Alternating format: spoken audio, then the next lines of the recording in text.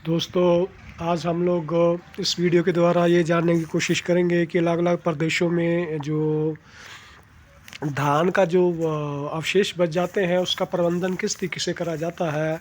जैसे मान लें जैसे मैंने हम लोगों ने बहुत सारे प्रदेश को भी हम लोगों ने हिमाचल, जे-एंड-के, पंजाब, हरियाणा, उत्तर प्रदेश और राजस्थान, बहुत सारी जगह हम लोगों ने घूमा और हम लोगों ने देखा कि अलग-अलग जो फसलों के अवशेष हो जाते हैं, उनको किस तरीके से वो लोग प्रबंधन करते हैं। इस समय हम लोग देख रहे हैं कि ये जो खेत स्क्रीन के ऊपर नज़र आ रहा है, इस खेत में जो है वो मशीन के द्वारा जो है वो पराली के अवशेष को इकट्ठा करा गया है। और ये जो अवशेष हैं पराली के, ये अवशेष जो है ये इसलिए इकट्ठे करे गए हैं कि एक तो सारा का सारा जो अवशेष है वो इकट्ठा इकट्ठा हो जाता है, जो ज़्यादातर तंग करता है खेती के बीच में। जो जो कणक की खेती जहाँ गेहूँ की खेती हम लोग करते हैं, उसके बीच में तंग करता है किसान को। उसका पानी लगना, उसकी और चीज़ें लगनी जो है थोड़ी मुश्किल हो जाती हैं। तो उसका प्रबंधन जो है इस ये मशीन के द्वारा बेहतरीन तरीके से करा जा सकता है। अब इस का क्या फ़ायदा होता है किसान को कि इसका जो ये इसकी बिक जाती है। इसको जो है अलग-अलग जो फैक्ट्री वाले हैं वो ले जाते हैं, इसका गत्ता बन जाता है और बहुत सारी चीज़ें बन जाती हैं।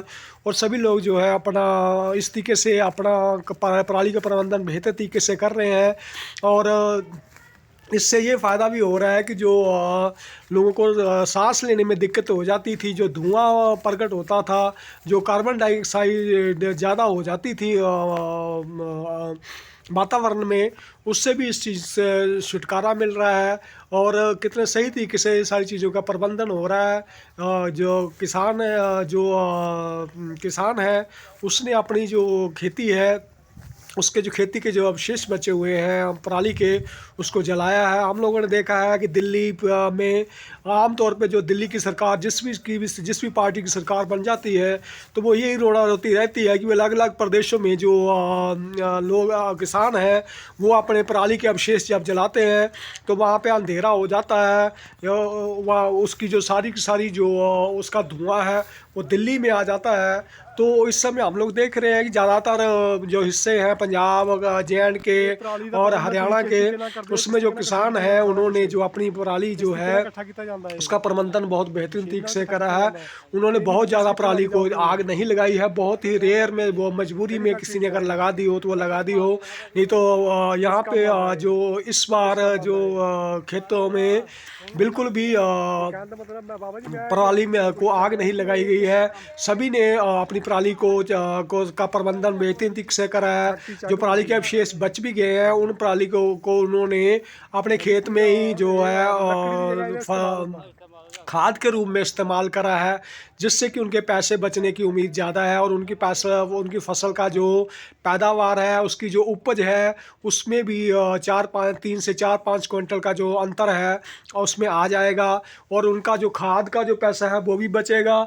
और उनका जो फसल का झाड़ जो फसल की जो उपज शक्ति आग लगाने से जो घट जाती है और ज़्यादा खादों का इस्तेमाल करना पड़ता है और उससे ज़्यादा पैसा खर्च होता है, वो किसान को समझ नहीं आती थी ये बातें। धीरे धीरे करके जो अवेयरनेस का जो लेवल है वो बढ़ रहा है।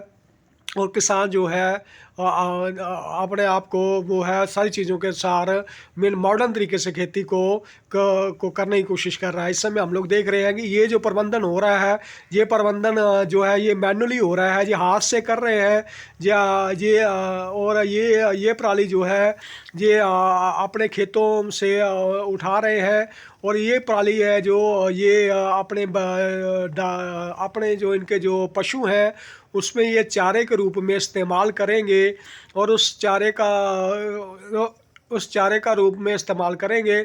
और इसके अलावा जो इनके जानवर हैं, जब सर्दी हो जाएगी, इस समय सर्दी ही हो चुकी है, तो वो उनके नीचे में जो बच जाएगा करेगा, उसको नीचे में उनको जो है गर्मी देने के लिए भी इस पराली का इस्तेमाल करेंगे। तो ये इस समय जो इकट्ठी हो रही है पराली, ये मैनुअली इकट्ठी हो रही है। ये 4-5 जो लगे हुए हैं, ये एक ही समुदाय के हैं, ये गुज्जर समुदाय के लोग हैं जो इस समय जे-एंड-के में ये पराली इकट्ठी कर रहे हैं। जे-एंड-के जो प्लेन क्षेत्र है उसमें एक क्षेत्र में ये पराली इकट्ठी कर रहे हैं। और ये पराली जो है वहाँ पे इकट्ठी होने से ये इनका जो काम है ये दूध का ही व्यापार करते हैं। जहाँ आमतौर पे जो गुज्जर समुदाय है वो वो खाना बदोश की ज़िंदगी जीता है। कुछ महीने वो इधर प्लेन में गुजारता है, कुछ महीने जब वो आ जाते हैं जिसको हम लोग बरसात का सीज़न कहते हैं, तो उस सीज़न में ये लोग सारे जो है ये पहाड़ के ऊपर चले जाते हैं। वहाँ पे इनके पशुओं के लिए चारा ज़्यादा अवेलेबल हो जाता है, वहाँ पे ग्रीनिश सारा कुछ हो जाता है। और इस क्षेत्र में उस समय जो है जो प्लेन क्षेत्र होते हैं उनमें से फसल बचती नहीं है और इनके पशुओं के लिए इतना चारा बचता नहीं है। ये जो पराली के अवशेष भी जो है ये खाना के से मना कर देते हैं इनके जानवर जब गर्मी ज़्यादा होनी शुरू हो जाती है। जब अप्रैल का महीना आ जाएगा तो ये जो पराली के अवशेष हैं इनके इनके जो जानवर है ये खाने से भी मना कर देंगे। उस समय खेतों में किसी तरीके का कोई चारा भी अवेलेबल नहीं होता है। और ज़्यादातर जो हम लोगों ने देखा है कि इन लोगों को ये सारी चीज़ें अलग अलग जगहों पे कहीं पे तो इनको मूल्य के रूप में खरीदनी पड़ती है। जैसे JNK में हम लोगों ने जब इनसे बातचीत करी तो ये लोग क्या करते हैं कि ये लोग जिन्होंने वहाँ पे धान बीजा होता है उनका धान काटते हैं वहाँ पे, और ये जो अवशेष होते हैं तो ये अवशेष जो है इनको फ्री में मिल जाते हैं। इसकी जो कीमत है 8 से 10 हज़ार प्रति एकड़ के हिसाब से मिलती है उस समय। तो और जगहों के ऊपर जैसे पंजाब में बहुत ज़्यादा खेती होती है, हरियाणा में भी बहुत ज़्यादा खेती होती है, तो वहाँ पे इनके गुज्जर समुदाय के लोगों को ये चीज़ें बहुत ही सस्ती या फ्री में भी मिल जाती हैं। इसी तरीके से अलग अलग जगहों के हम लोगों ने जब गुज्जर समुदाय से बातचीत करी तो हम लोगों ने देखा तो वो जैसे जिन जगहों के ऊपर सब्जियों होती हैं जैसे गोभी के अवशेष बच जाते हैं, पत्ता गोभी के अवशेष बच जाते हैं और मटर के अवशेष बच जाते हैं, तो किसान जो क्या करता है कि अपना इनको जो है फ्री में ये चारने के लिए दे देता है, जिससे कि इनका सारा कुछ वो सही तरीके से हो जाता है। तो इस बार पराली का प्रबंधन बहुत बेहतरीन तरीके से हुआ है। सो आप भी इस चीज़ को समझने की कोशिश करें, देखें किस तरीके से सारा कुछ प्रबंधन हो रहा है। धरती की उपजाऊ शक्ति को बचाने के लिए सभी लोग प्रयत्न कर रहे हैं। सो आप लोग भी जो है इस चीज़ को समझने की कोशिश करें, बहुत ज़्यादा खादों का इस्तेमाल ना करें। जो आने वाली पीढ़ियां हैं वो नपुंसक हो रही हैं आप लोगों की ज़्यादा खादों के इस्तेमाल करने की वजह से।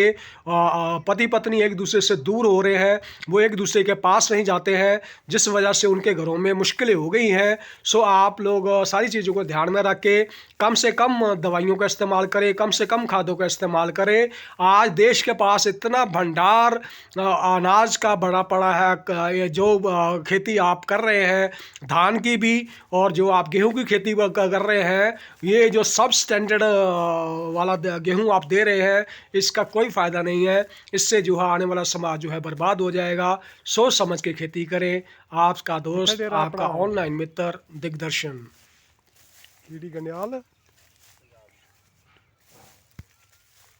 कितना मिल रही पराली ऐतकी? पराली कितना मिल रही? 500 ਨੂੰ 1000 ਨੂੰ ਇਹ ਕਾਹਦੇ ਬਾਰੇ ਆਪਾਂ ਦਿਖਾ ਰਹੇ ਹਾਂ ਬਸ ਕਿ ਕਿਸ ਤਰੀਕੇ ਨਾਲ ਸਾਰੀ ਪ੍ਰਬੰਧਨ ਹੁੰਦਾ ਹੈ, ਪਰਾਲੀ ਕਿੱਦਾਂ ਚੱਕਦੇ ਸਾਰੇ ਲੋਕੀ ਅੱਗ ਲਾ ਰਹੇ ਉਹਨਾਂ ਨੂੰ ਰੋਕਣਾ ਚਾਹਣਾ। ਤੇ ਤੁਹਾਨੂੰ ਕੀ ਲੱਗਦਾ ਕਿ ਠੀਕ ਮਿਲ ਰਿਹਾ? ਦਿੰਦੇ 1500 ਨੂੰ ਕਿੱਲਾ। 1500 ਠੀਕ ਹੈ? ਹਾਂਜੀ ਠੀਕ ਹੈ। ਠੀਕ ਤੇ ਹੈ ਨਹੀਂ, ਪਰ ਕੀ ਕਰਨਾ ਫਿਰ? ਕੀ ਹੋਣਾ ਚਾਹੀਦਾ? फ्री होनी चाहिए, मेहनत बड़ी है। ਜਾਂ ਫ੍ਰੀ ਚੁੱਕਣ ਦਾ ਮੌਕਾ ਮਿਲਣਾ ਚਾਹੀਦਾ, हाँ ਪੈਸਾ ਨਹੀਂ ਲੈਣਾ ਚਾਹੀਦਾ। हाँ जी।